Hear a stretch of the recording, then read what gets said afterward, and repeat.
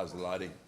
How's the lighting, mate? Yeah. Great. You look good. You look fantastic, George. Fantastic. What are you doing for your skin, mate? Tell me. Just water and shower. Don't lie to me. You want to bring the microphone? Yeah, because we need those so you can talk and people can listen to you. Testing. 1, 2, 3. You know we're rolling, yeah? Huh? Is that good? Yeah, we're good. How was the drive in, brother? Just got the Uber, mate. Uber Black. Uber Black. Thanks to Stan. Oh, thank you, Stan. Thank you. Hey, you know, the more every time I see you, you're looking more and more like an actor. Yeah? Yeah, like the trousers, the RM Williams, You know, the shirt. you hang around with them long enough, you end up morphing into them. So, Where are you living these days? mate, I'm up in beautiful Sunshine Coast, Sunshine Beach. How did you end up there? A lad from Yorkshire living in Sunshine Beach. It's something I didn't think was going to happen, but yeah, it's cool. I mean, I'm with the kids and Joe, so it's a good lifestyle. They get to go to school and walk to the beach after school and go surfing, and there's no traffic lights. It's pretty cool. Yeah, nice. How did you end up there? Well, we got married there. We got married in Noosa. Joe's from Noosa, so 10 years now we've been married, and we'd holiday there every year. Probably 2 or 3 times a year we'd go up to Noosa. Yeah. See her dad and see her friends. And when we didn't have to be in Sydney anymore for footy, I was like, yeah, we'll move to Noosa. And we've been settled there for about 18 months. Joined the footy team. You joined we're going to get into that. Well, I wanted to get involved in the community. And I was like, the Noosa community is very staunch. If you don't contribute to their community, they don't want to bar of you. Really? Well, I like that though. I was like, so I'm going to join the footy team, at least help out coaching when I can, play a few games, and then now join the boxing club, and that's another community of people up there, which are all great. And now I feel like I'm settling in, and it's good. Do you miss footy? Well, yeah, I don't feel like I've ever kind of stopped. Yeah. But I mean, professional wise, I do.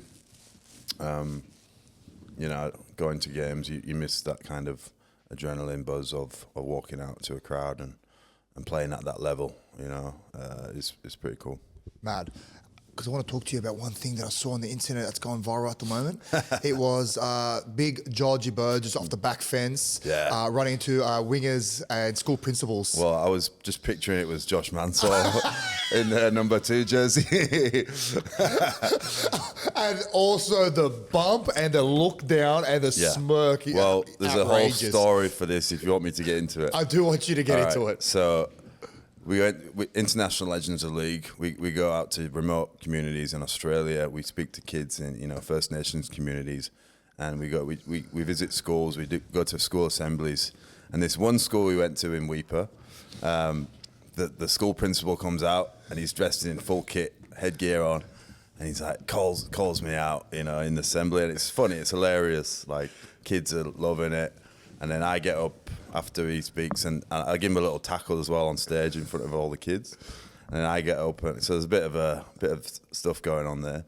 And then I get up, and I was like, kids, Monday morning, if your principal doesn't make it through the match, I'll be your principal on Monday morning. So, but it was just fun and games. But in the first tackle of the game, I run the ball, and I think I offloaded it, and boom. Swinging arm in the neck from nowhere. I was like, looked around. Who was that? It was the principal. No way. So I was like, so you're being serious? All right, we're being serious. All right. So I put that in the memory bank, and then I think I came off after I played a good stint, 50 minutes, and then I came back on the wing. I was like, Hopper. I came on for John Hopper Wiley. I was like, Hopper, I'll swap with you. Have a rest. So I took his spot on the wing. So I got it off the kick-off. And just made a beeline for the principal. There he is, headgear, boom. Sit down, son.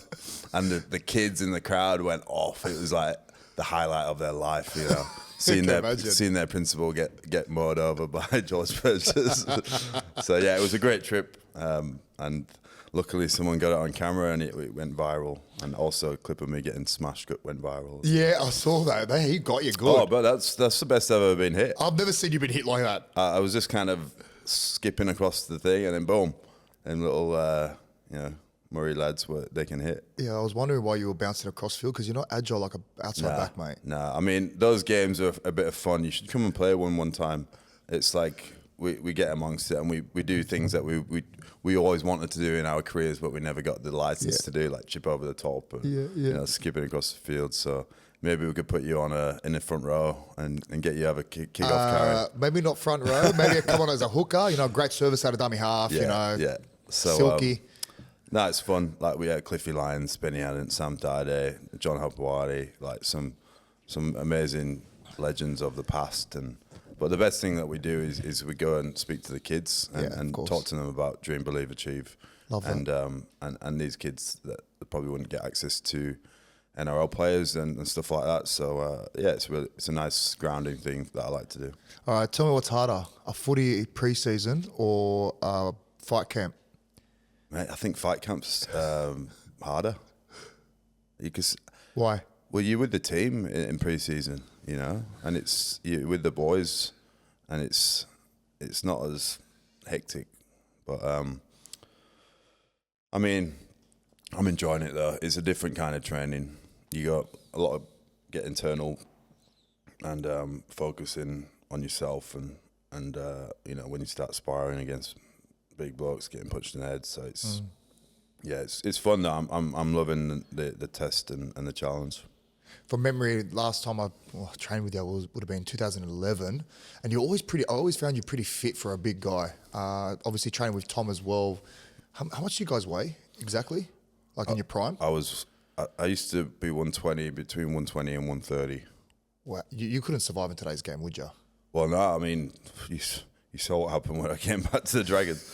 I 2 years out of NRL. It's a long time. Plus the surgery you had to go through, though. Yeah, big surgery. But 2 years, I think it was. So I left 2019 and came back 2022. And in that time, the 6 again rule had come in.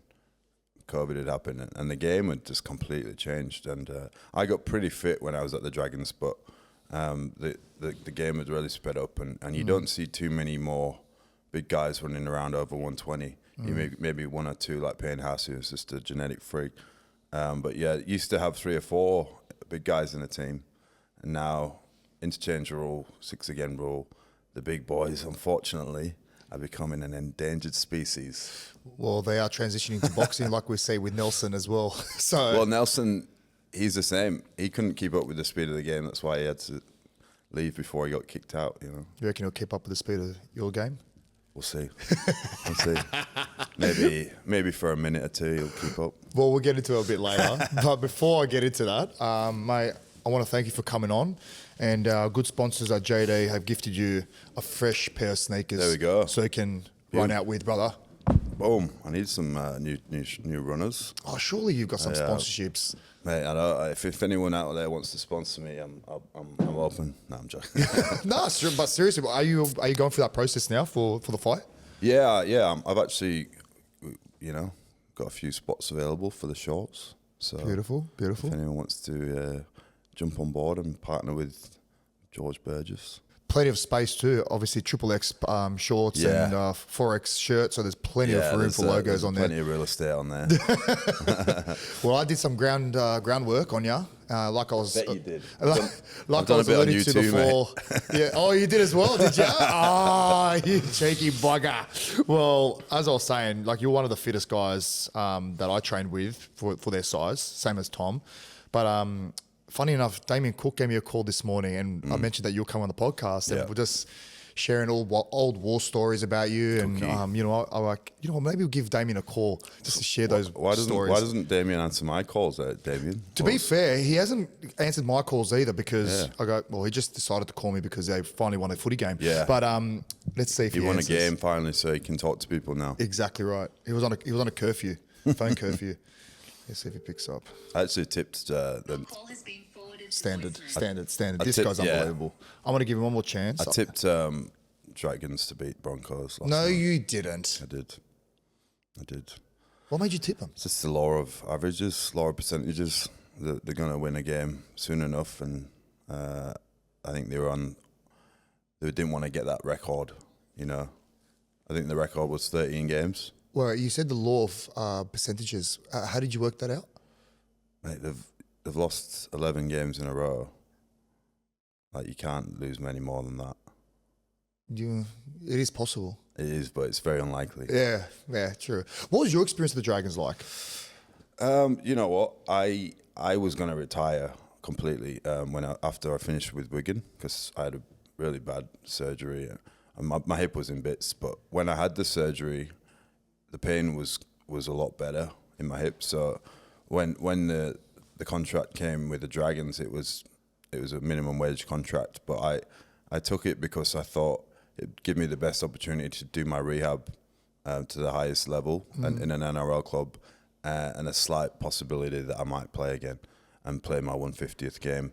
So, you know, that was my experience at the Dragons, and I played 4 games, you know, mainly reserve grade.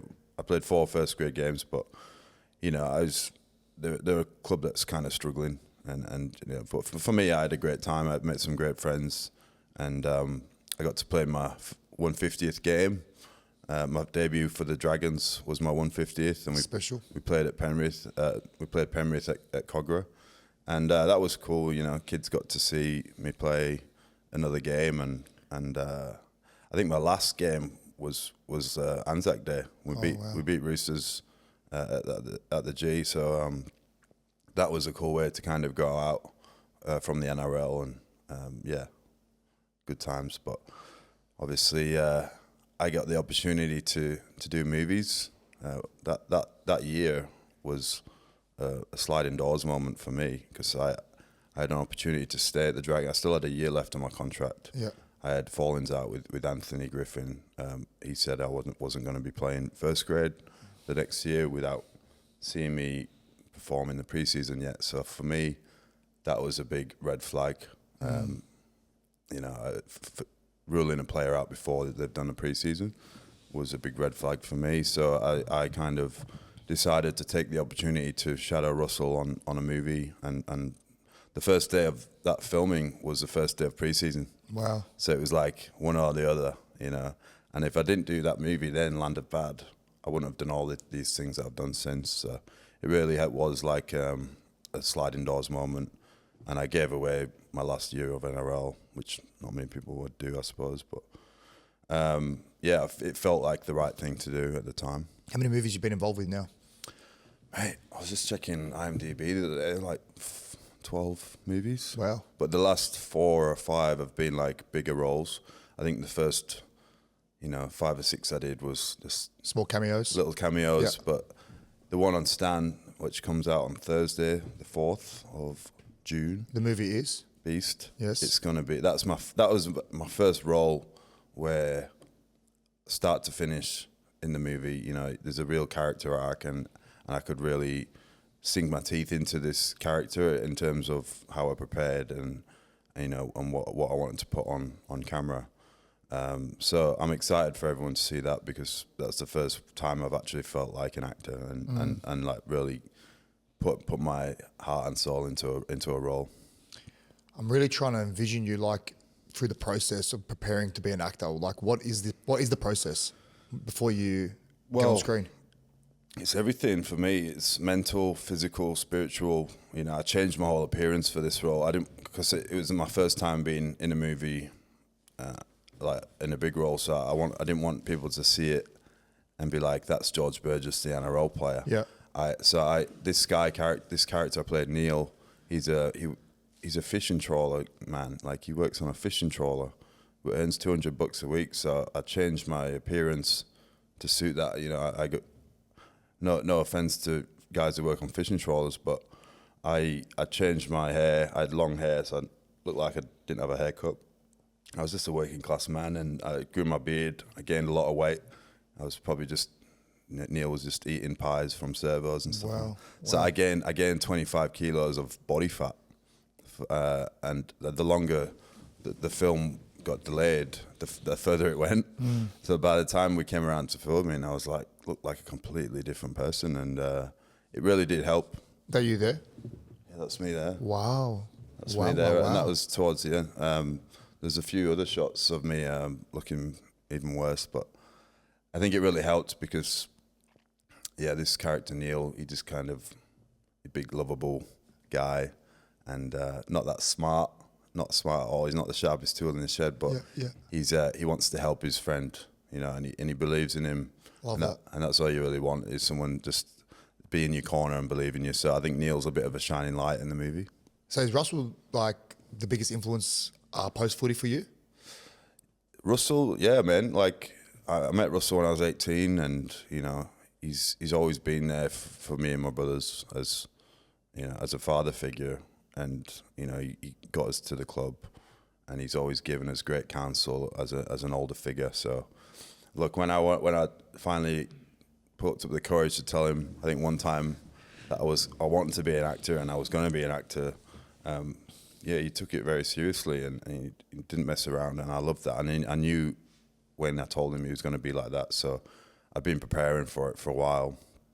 And yeah, he got me to his farm, and I did a full table read with like three or four different scripts. Wow. With 10 really experienced actors, you know, scripts that he'd had in development, and he gave me half an hour from the ride from the airport to his property to read these characters and list of characters. And as soon as we got there, we were reading. So that was kind of like baptism of fire, sink or swim, from Russell. And that's the kind of mentor that I want, you know, and kind of coach that I love, because, you know, you need that, you know, you got to be put under pressure. And yeah, every movie that I've done with him, I've done 3 with him now, he's been helping me and making sure that I'm listening and I'm learning, and I'm seeing what he's doing when he's on set, how he prepares when he's not on set. So, you know, it's really great to have that kind of experience with him, because, you know, he's done everything in the industry, and he continues to inspire the next generation of actors, you know. For sure. And you said, you alluded to something before about like your character having to like morph into their life. It actually looked like you morphed into Russell with that Neil character, believe it or not. Yeah. Yeah. But I think that's what separates the best actors with like your average actors, right? They really need to embody who they're going to portray, correct? Yeah. Yeah, I mean, it didn't make sense for me to look like an athlete in this role. Exactly. And I was like, it's going to be off-putting for the audience if they see Neil and he looks like an NRL footballer. So it's just, I didn't want it to be like that. And look, thankfully, like, a lot of people watch the movie and they don't realise it's me until after I tell them. Yeah, yeah. So it's good. And yeah, but now I'm not playing Neil. I've lost the weight and looking to do some different roles. How good. Who's your most famous person in your contact list? Besides Russell. Besides Russell, of course. I tried calling him, by the way. I think he's in France at the moment.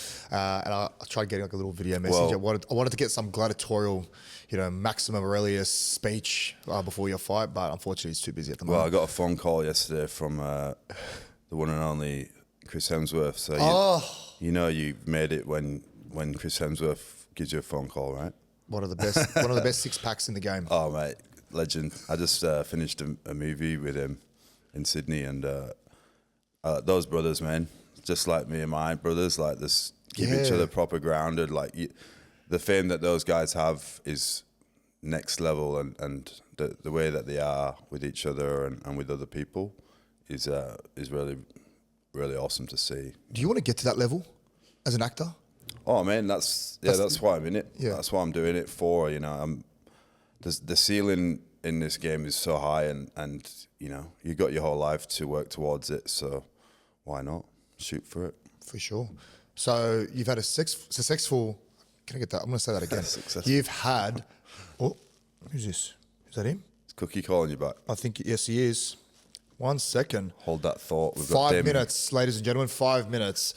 You know what kills me about this bloke? I go between 10 and 10:30. I'm going to call you. Are you going to be sweet to pick up? He's like, yeah, for sure. Just call me. I'll have it off silent. And then he just messages me 5 minutes like, you're fucking hopeless, mate. Anyway, you've had a great NRL career. You're now becoming a Hollywood movie star. Why boxing? Boxing for me is another challenge to test myself, another life experience. As an actor, I'm always drawing from life experiences from my football, and you know, you learn a lot. But for me, boxing is the hardest sport in the world, bar none. And I turned down a fight about 7 years ago Really? Against who? Barry Hall. He ended up fighting Gal and they drew that fight. Oh, yes, I think it was one in Melbourne, 19? 19. Yeah. So that should have been me. remember And this. I kind of regretted a little bit, but at the same time, I only had 4 weeks to train. This time, when this came around, I had a lot longer to train to give a little bit of respect to the sport, because you can't walk into these fights unprepared, and you just look like shit. So this time got 3 or 4 months solid, and it was a good opportunity for me to get my head back in the game physically and give something to strive for. And I'm really enjoying it, the training, challenging and competing. Training for a purpose is what I love. Yeah. And every day stepping in with my trainer up in Noosa, he's really good, and he's getting me in shape. Is this your debut? Yeah. So you've never stepped in the ring before? Never. What? Never had an amateur fight. Never had What? anything. And now I'm co-main event for a world title fight with Liam Parrow and Lewis Crocker. They were having a world. Me and Nelson are co-main event. June 24th on KO main event. Yeah. So I'm really excited. It's going to be a big stage, but I love those stages.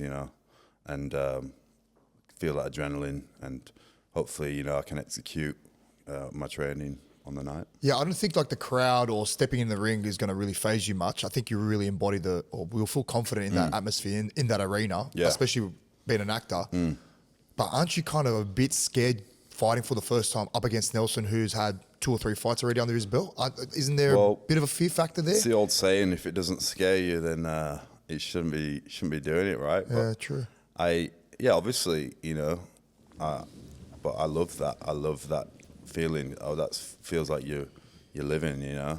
You wake up in the morning, get out of bed. You're like, all right, got shit to do. I got to get to training. Yeah.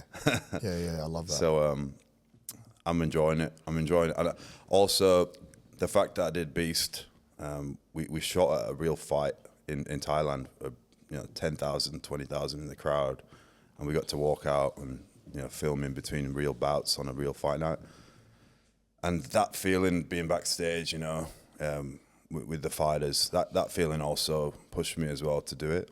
And then I'm doing a boxing movie later this year called Hop Harry, true story from the 1920s about a boxer called Harry Stone, who was really the first boxer to promote his fights in Australia. Wow. And he's got the record for boxing attendance, I think 100,000 back then in the 1920s. Wow. So this is a true story, and my good friend up in Noosa, Matty Wilson, it's his project, and I jumped on with that. You can look it up on IMDb, but we'll hopefully be getting that underway end of this year. And I thought me doing a boxing fight is going to really help me if I'm stepping into that world on camera as well.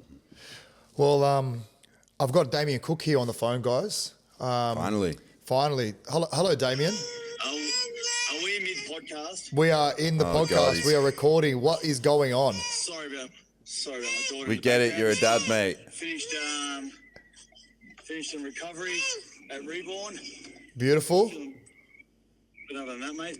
You sound like you're in a daycare. In the shops now. No, it's just Bo in the background, just carrying on a little bit. But Sounds like you in pre-season. Just go in the other room, mate.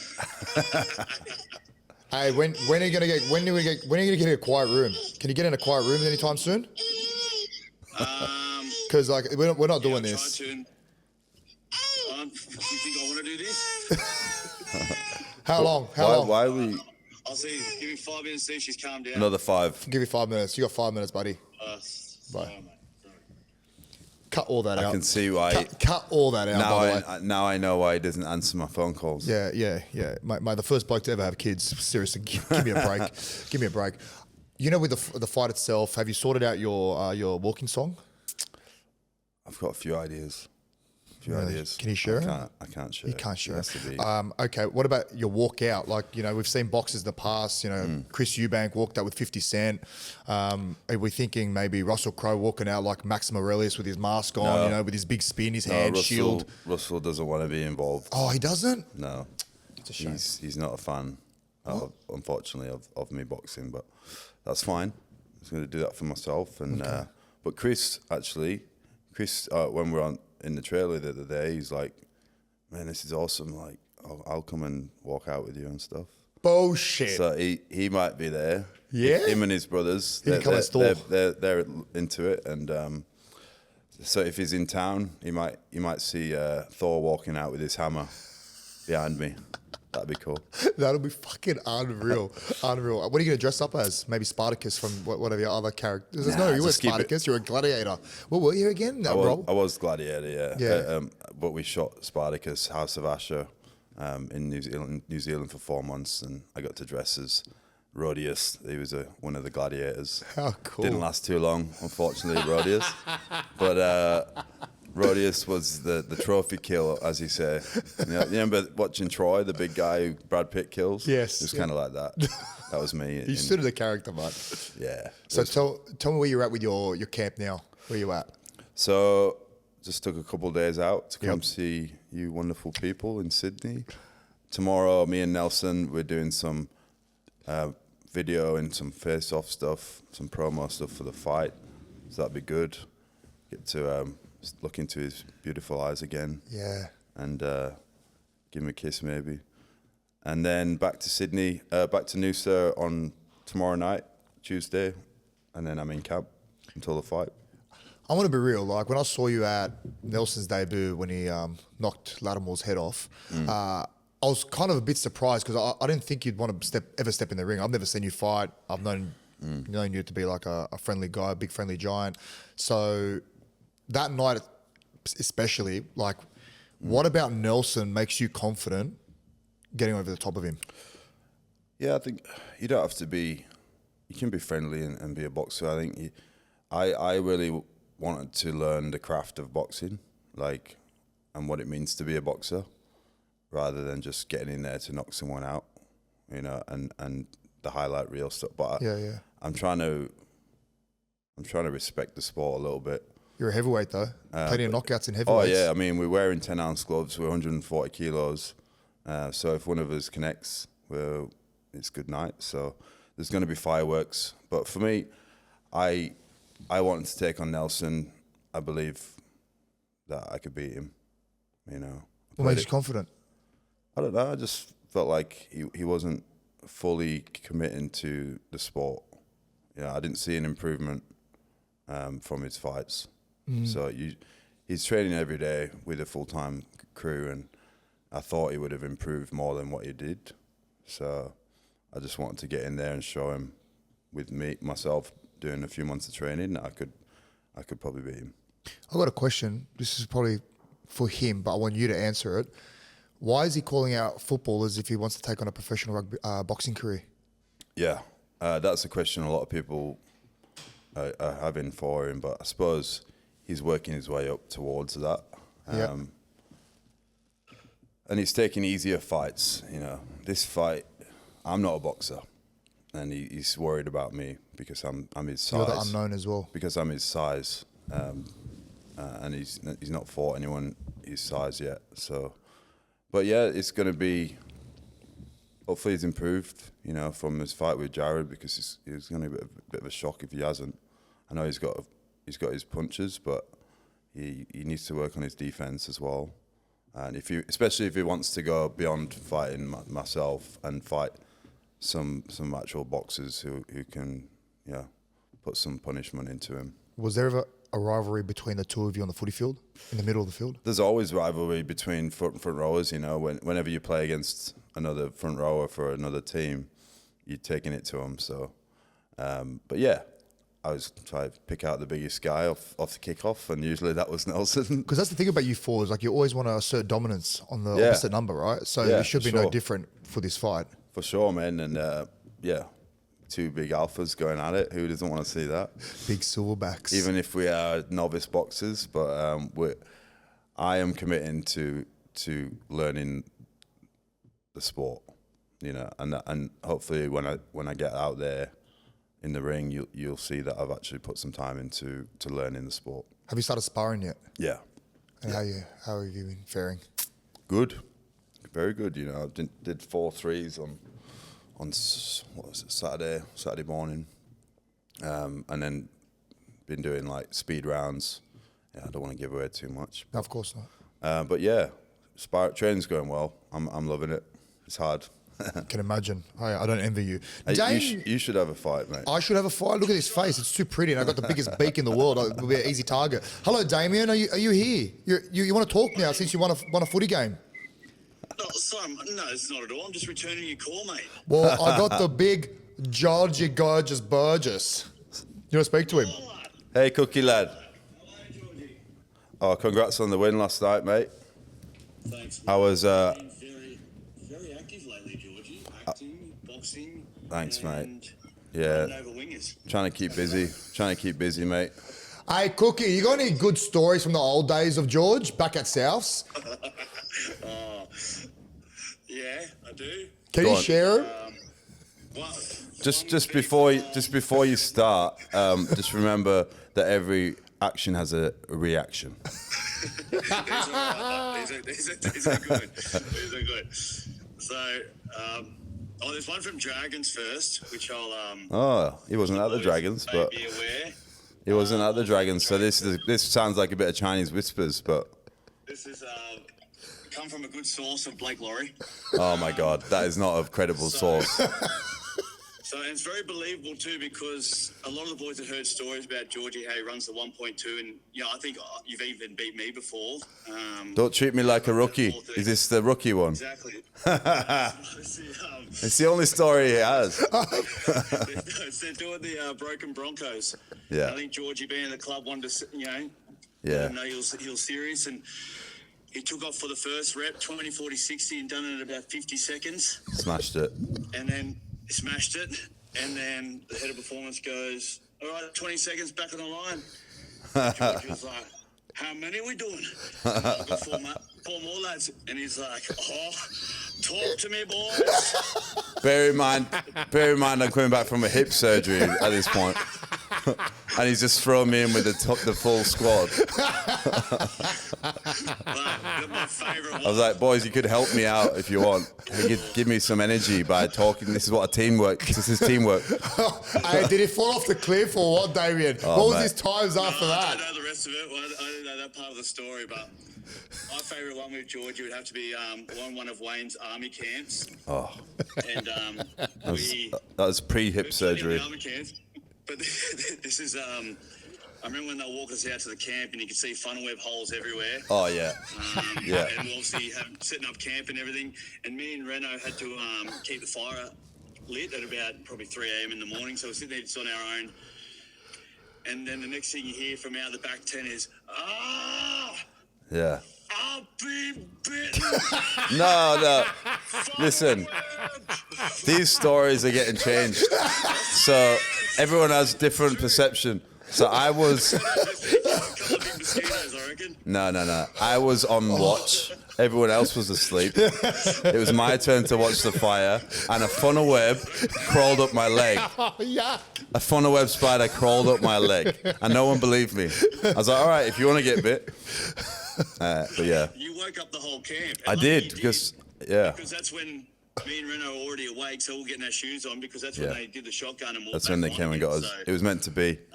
It was meant to me be. and Reno heard it. So, I'm going to give you one more chance for one more cookie if you've got any more. Not bad from Cookie, that. What have I got? No. They're two of my favourite ones. Yeah, it's going to be hard. It's going to be hard to beat that. Yeah, he's, I'll got one for you, Cookie. I'll got one for you. Have we got any saucy story? Have we got any Josh Mansour stories whilst we're at it? It's still on you, mate. It's still on you. Hey, Cookie, who wins? Yes. Who wins, Nelson or Big George? That's a silly Big question. Georgie, lad. It's a silly question, that really, isn't it? Hey, any words of encouragement? For George, mate, he's getting in the ring, something that I would never do. So, hats off to him. Yeah. Nelson's already got a few fights behind him, so. But no doubt Georgie fought his brothers Fights. growing up, so he'll be ready for it. I love it. Sweet as. Cheers, Cookie lad. Love you. I was backing you last night. Thank you, lad. Thank you. I've been backing you the last couple of weeks, but He's lying. last night I was like, they have to win tonight. Suncorp. Mate, and I'm moving close to your hometown, mate. Oh yeah, you going Won't in be Cass? in Dewsbury. Castleford. Going with Castleford. Cas Vegas lad. Mate, you love it out. You love it out of the jungle. Proper Yorkshire crowd out there. Hey, just fulfill your contract while you're there, lad. Don't leave early. No. I'll come and see you. You did a queue in the rack. I'll come and see you down in Cass, mate. See you then. Lots All of right, love, brother. Cookie. We'll give you a buzz after, brother. Love you, lad. Really Thanks, love mate. your input, mate. See you, mate. Cheers, buddy. Answer my calls next time, yeah? Oh, I've been bitten. No, I didn't say I've been bitten. I just said funnel web. Funnel web, See ya, bye. as instructed by the person who owned the property. He said, if you see a funnel web, shout funnel web. And a funnel web, no word of a lie, shiny black body, like my shoes, crawled up my leg, and I whacked it. And I was like, nah, this is not. I'm not getting paid enough for this. Oh my God, I love that. I love that. Was that army camp any harder than Madge's army camps? No, Yeah. no. yeah. This was a nicer one, but my body was not as yeah. young as it was for Madge's ones. Yeah. Do you have any stories from Madge's camps? Like, I heard about the grain rice. That was pretty hectic. Yeah, it's kind of like a fever dream when I think about those those army camps. But yeah, I don't know. I think everyone talks about the pool session we did. I haven't heard that one. You know, when we got woke up in the middle of the night by the sirens and everything, and we went to this pool, and we're all dressed in gear, and I think we were there for 3 hours in full gear, like torsion bars up and down the pool, and a few of the boys were nearly drowning. They were like putting sticks in there to keep them up, and one of the hardest sessions I've done. You wouldn't think getting in the pool would be hard, but yeah, it's called training them to not drown. Basically, is what we were doing. And face your fears, of course. Yeah, that was hard. That was really hard. What about the rice? Oh, that was a rest, but mentally, it was a bit of a. So what did you do exactly? So we all put into this room, and it was kind of like to rest the bodies because we've been getting smashed, and we had to separate brown and white rice, but we couldn't talk, we couldn't say a word to each other. But there was this one song playing the whole time, and it was on repeat. Danger Zone. I went to the danger zone. That was just playing on repeat non-stop. For a few hours, but every so often someone would get pulled out, and like 20 minutes later they'd be back in sweating and like out of breath, and you'd be like, they couldn't tell you what had happened, and what was happening? They get taken to the lanes, and they just got completely smashed by the guys on cardio and burpees and wrestling and like rowing machine, just no rest for basically however long you went until you quit. I think Benny Lowe was famously in there for about 45 minutes. Just kept going, but basically they just keep going until you kind of stopped. Wow. I got pulled out, and I nearly had a fight with one of the staff because he was wrestling me, and he was on top, like trying to choke me, and I just lost my head and just bench pressed him, like started like getting on top of him, and then they're like, nah, yeah, that's it, you're done, you can go back in. I was like, sweet. I just walked back into the room with all the boys, and I was still shaking because I was so angry. I couldn't tell anyone. But yeah, those army camps, I don't know if they'd get away with doing those these days. The welfare managers might have a few things to say about them. I don't think they'll be invited on the army camps in today's age anyway. But Madge was awesome. He got us in some good shape mentally, physically, and everything. So well, we're going to dive deep into your South Stays a bit later. I still want to talk to you about the fight, and I really want to see this version of George Burgess as well, this angry George, when it comes to fight night. Yeah. But you said that you prepare physically, mentally, but also spiritually. So is it fair to say you've kind of visualized this fight and how it would look? Like, what does the outcome look like? Do you see yourself standing over Nelson, looking down on him? Like, how does this fight end? Yeah, I think visualization is very powerful, and that's one thing that I have as an advantage, I think, over him. So yeah, I've definitely visualized me hitting him sweet with a shot, and him hitting the floor, and yeah, it's definitely been played out in my head. But you got to just execute. You know, you do your training, and hopefully you can execute, and then the rest takes care of itself. But I'll always be respectful in if I win, and same in defeat. You know, we both stepping in there. And it's not easy to step in a ring. It takes some bollocks to step in the ring. So full respect to anyone who does that, whether you're a new boxer or you've been boxing for 10, 20 years. Big respect. Same in MMA, kickboxing, any kind of combat sport. It's daunting, but it's definitely a rush. I think that's the aftermath. You know, you said respect. That can come later. But now, like, fuck the pleasantries off. Like, you two are in that ring to cause damage on each other. Yeah. Like, when you face off, when you see him, has it ever got to the point where it gets a bit personal? Like, I understand there's a line of respect that you guys have by not obviously laying fists on each other before the fight, but surely there's a bit of animosity in the build-up to this fight. Surely. Because he's been pretty public saying that you're just a bum, like you've never fought before. You're a nobody. But those were his words. Yeah. Like, do you take that personally? Yeah, I do actually. You know, so I'll be going in there to do him some serious harm. No doubt about that. And yeah, I think he's a fraud himself. He's talking about becoming a heavyweight boxer, and he hasn't improved in any of his fights. So I'll be there to give him a wake-up call. Well, there's no pressure on you. Like, you've got the element of surprise. You know, you are the underdog. It's all pressure on him. You know, it's not my career. I'm not starting a boxing career here. It's him who's starting a boxing career. I'm here to put a stop to it. He's also called you, like, you're just acting your way into this fight. Like, you're all bluff, no bark. How do you respond to that? Like what kind of message do you want to send him? Because right now he doesn't seem, I don't want to say he's cocky, I don't want to say he's arrogant, but it feels like from the outset that he's coming to this fight pretty confident in his own ability. Yeah, I mean, if he thinks that I'm acting, you know, we're all acting, we're all playing a role. We all wear many masks. He's wearing a mask as a boxer and a footy player, whether he likes it or not. So, you know, I'm getting in there and I'm paying tribute to the sport by respecting it, you know, and training hard. So we'll see when we get in there who's worked harder. He's obviously got the advantage of being in there before, but I've been in there in my mind and thought about it a fair bit. What advantages do you have over him? Bigger. Obviously, power's your strength. Yeah.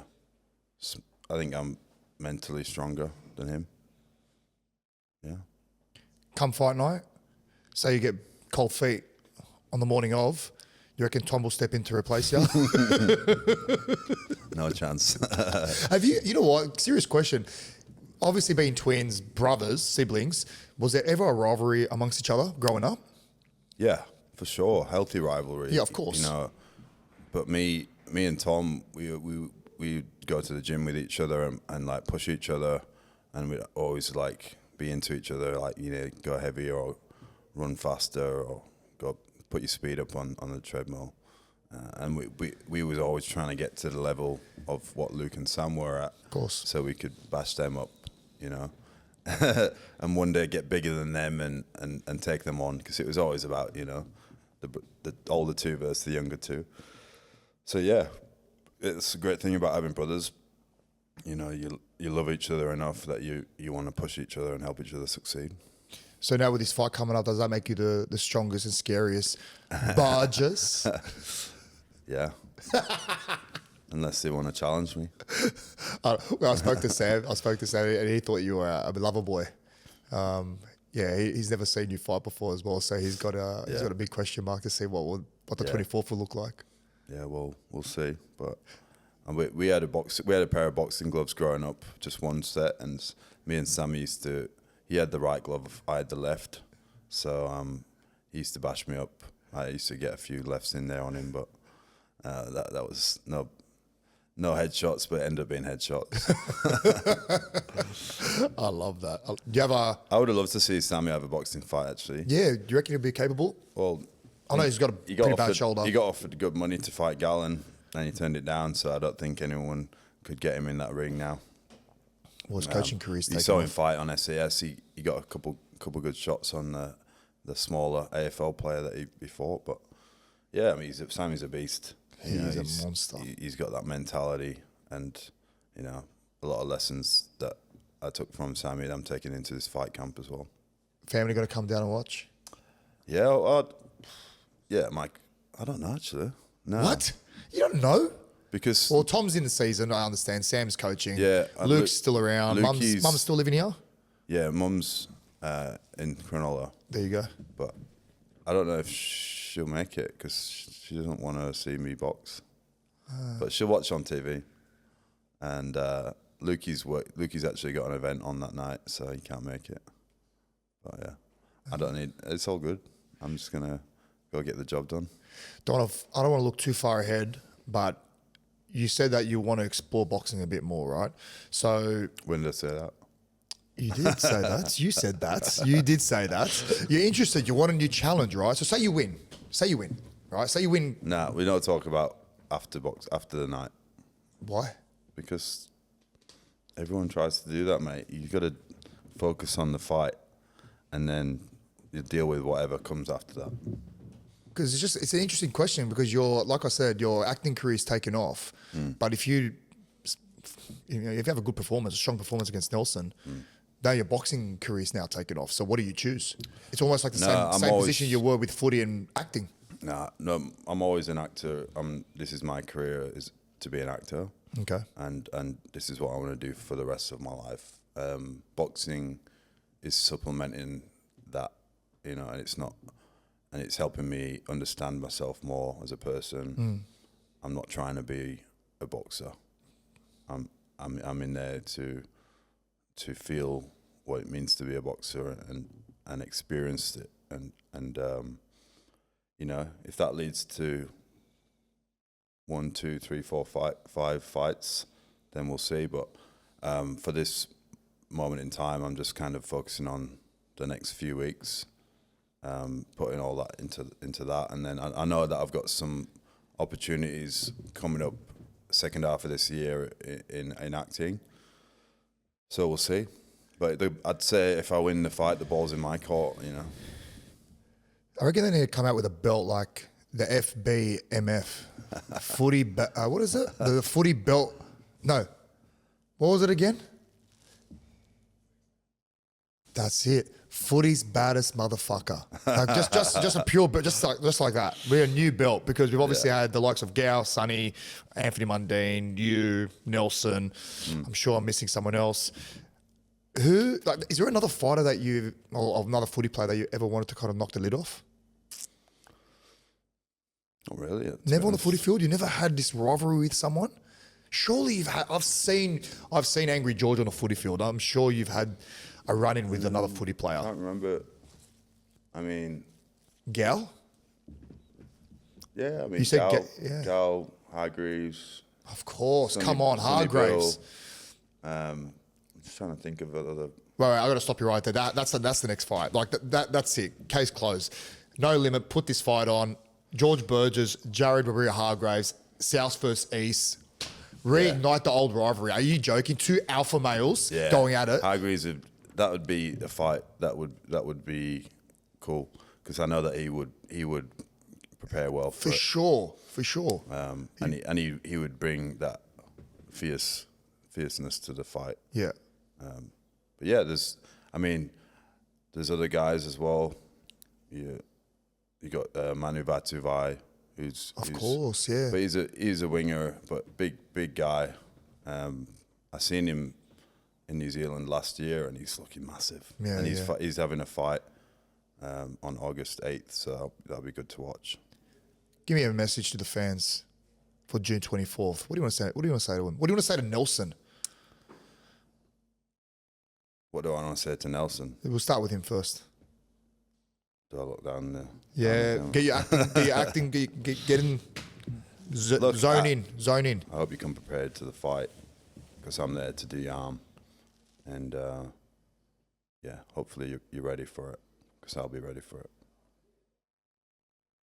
Love that shit. What about the fans? The fans can expect some fireworks, some big shots, and some bodies hitting the floor, which is what you want to see. Love that. Now let's talk a bit about your South days, bro. Let's talk a bit about your South days because I remember when you first rocked up at the club.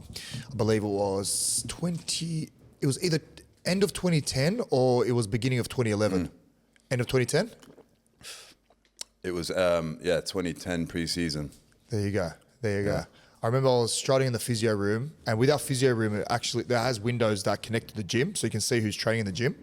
And I remember walking in there, and I'm looking out, and I see this big mountain of a man, glistening in sweat, pumping out curl and press, 30 kilos. I'm pretty sure they were 18 years old. 18 years old. I'm like, who the fuck is this bloke? And then that's when they said it was you. I was like, it was Sammy's little brother. Sammy's little brother, yeah. So what made you confident to come over to the NRL at 18 years old? Same thing, you know. It was like test yourself in the best league in the world. And at 18, but? Yeah. Yeah. I mean, I obviously got an opportunity to come to the club because, I'd met Russell when I was on holiday here through Sam. And Russell had this great idea of putting brothers in a team. He tried it with a few brothers, and he really had this idea that if he could put a bunch of brothers in a team, we could create that brotherhood feel. And when he met Sam, he really gelled with Sam, and then he found out he had 3 brothers who were very close. And and when he learnt more about our story, he didn't have to see me play to offer me a contract. He offered me a contract in a cafe in the Rocks. Wow. And it was the lowest contract you could get at the time, but I said yes because I knew that what the opportunity was to come to Australia, be around my brother who was my mentor at the time, and sharing all of his knowledge with me. So that for me was a no-brainer. And I originally signed a part-time contract to come to Australia, but when I went back to England, I ended up playing in these England games. First time I represented England against Australia, and we beat them 2-0. There had been a few names playing in that Australian schoolboys team back then, but from then they upped my contract to a full time. So at 18, I got to train full time with the NRL squad, and I'd go and it was Johnny Lang that first year, but I'd go and then train with the Bears in the afternoon and just do as much training as I could, like try and go work outside the guidelines of what was required. And then, you start to build up some reps there. And I think 2011 was a great year for me. But then when Madge came in 2012, he really made me dial in with what discipline was and working on my footwork, working on my agility as a big man in the middle. So I really turned up. I stopped going to North Sydney as much in 2012 because his training was enough. Everyone's heard the stories. 2012 I really developed physically, mentally, and I made my debut that year as a 19, 20-year-old. But then 2013 was like the year that I really kind of kicked on because I was ready. I was ready at that point. I think Souths at the time were ready for a coach like Madge, one that has the mentality of iron sharpens iron, work hard, strong work ethic from all the players in the team. And it obviously worked out and paid off in 2014. I think after that, you started seeing the after effects, and I think it started wearing off on the team. A bit more of a senior squad, and I don't think that kind of training methods lasted long, right? I think people take for granted the impact that Sammy leaving the club had on the club. What year was that? That was after the grand final. He left. Oh, yeah, that's right. So that was a big hole to fill. Me and Tommy tried our best to collectively fill that hole, and we got a few players in. But it was really something that some player that you can't replace, in a leadership kind of way. So, that's always going to cause dramas in a club, and it was I think we missed the top 4 in 2015, and then 16, 17 were bad years that we missed the finals. But then 2018, Siebes comes in and we make the prelim again, and then 19 prelim again. I think 2020 semi-finals. Wayne comes in, and then you're back in the grand final against Penrith. So, you know, the club's been on a journey, and it's good to see this year that they've got some players back on the park, and I'm enjoying watching them this year with Canberra fit. I think if he's fit, then they're a good chance. You still have a strong connection with the club? Yeah, I'm actually going there this afternoon. We're showing them The Beast. Ah, yes. We're showing them the movie. Well, a little snippet of the movie, and me and Dan McPherson, who plays the lead, we're going to do a Q&A with the boys and chat to the boys, and so that's going to be cool. Where does Sam, I know you're a bit biased here because he's your brother, but where do you think Sam sits amongst all the English prospects? Like, where do you reckon he sits? That have come into the NRL. I know you got your Morleys. Well, he's the only English player in the NRL Hall of Fame, so I think that says it all, really. You know, the only English player to ever make the NRL Hall of Fame, so that was a massive achievement for him and our family. You know, do you believe there should be more?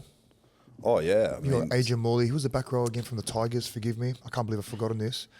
Who was the back row at the Gareth Tigers? Ellis. Thank you. Yeah, and you got Ellery Hanley. So many great players anyway, but James Graham, you know, he's done so much in the game. But I think Sammy was just a bit of different class when it comes to playing and his leadership. I was going to ask about your heroics in the 2014 grand final. I know it's kind of overshadowed by what Sam went through in that grand final, but the game was seesawing. It was end to end, and then you end up scoring that try. Yeah. You stepped against. You absolutely made James Graham look silly in the middle there. To be fair to him, it wasn't his fault. It was Tony Williams' fault. Well, what happened again? Go. Because Tony Williams was foreman, and he was creating a triangle, and I kept seeing it in the game, like the little triangle with him and James Graham. He's coming up too hard. He wasn't getting off the line, and James Graham would really get off the line. So there's a little triangle there.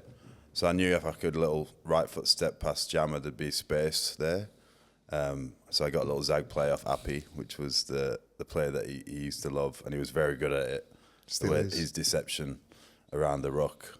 Isaac Luke was amazing, but Appy had this little way of getting around the markers. So he got me past the markers, and then all I had to do was give Jammer the right foot jink, and there was a space, and then that was it. What was the feeling like winning that grand final after all those years? I was 22 years old. You know, I was so young, and at the time you just think, all right, this is what we're going to be doing now. We're going to go back to back, and you know, you don't realise how hard it is to get there, and Penrith made it look pretty easy, but I don't know. But yeah, for a club like South Sydney, who had been kicked out of the comp, 100,000 people, you know, marched to get them back in the comp. That kind of emotion that's rooted into a club is deep, you know, and to get there and go back to the juniors afterwards and see the fans in the street, grown men crying about their team that they'd never seen. Win 43 years, you know, so guys had lived their whole life not seeing their team win. So it was really special, and you know, people 12 years on still come up to me and talk to me about that night and what they were doing when I scored that try and what they were thinking and how it made them feel. So for me, you know, such a highlight in my career. How good's that? I didn't have this question for you, but it just come to mind. The Super League, is it dying? No, I don't think so. I think that Sammy's doing a great job over there with his team. Currently second. Yeah, and I think he's really trying to help Super League get back on its feet. Definitely when I was there during COVID, that put a lot of teams on their arse financially because they didn't have a lot of money to start with, and you know, you saw what happened to Toronto Wolfpack. It was all very exciting before that. You know, we had Toronto Wolfpack in the comp. We had Sonny Bill Williams. Me and Sonny were doing the Super League launch together, and it was like, you know, a lot of buzz around the Super League at that point. And then COVID completely decimated the teams, and a lot of them are still recovering. So yeah, they're definitely in a bit of bad shape financially, but they're definitely recovering. They're on an upward trajectory, and hopefully, yeah, keep going. Well, George, go enjoy catching up with the boys back in, where is it, Matraville, all the Souths boys. I'm sure it's going to be a good feeling for you. I want to thank you for coming on the show. Best of luck on June 24th, exclusive And to Beast. KOM main event. And Beast on June 4th. There you go. Watch it on Stan. There you go. And you see Shout out to No Limit putting on another great card. Really appreciate you again, mate, for coming on, and all the best, man. I really admire you. You're challenging yourself, man, and I'll be there on the night, hopefully cheering you on, bro. Thank you, brother. My man. Appreciate it. Oh, wait a minute. No. We're not finished. What? We're not finished. I got a message from none other than John Sutton. Good sup, boss. Ready? Oh, wait. He sent you a video message. All right, nice. Put the speaker next to the phone. Oh, this could be anything, man. This could be. I haven't even seen it. Yes, Georgie, Big Suddy. Just want to wish you all the best in your big fight against Nels. Couple tips for you. Keep your hands up. On the phone. Straight, big fella. Can't wait to see you in the ring. Go get him, fella. Go get him. Yes. Big Sutter. The man. I love Sutter. He was one guy that you wouldn't want to get in a boxing fight with. Really? He grew up. Sutter can throw him. Oh, man, he grew up in Maroubra. But our boys throwing hands. So he can street fight. And he's got some good shape about him, you know, when he moves. So. What's your favourite memory of Sutter as a teammate? I don't know if I can say it on the but yeah, just being a good leader, you know, in training and Good energy. always around the boys. I think he always used to love dunking on the boys in the changing rooms when they walk in. He was just, you know, big kid, and for someone who was like an older player, he had so much energy around the boys. And yeah, such a good guy to play with, and you see why he's still involved in the club, because you need guys like that around. 100%, brother. Well, what do you reckon? Should we get another coffee? Like, hey, let's go. Let's go.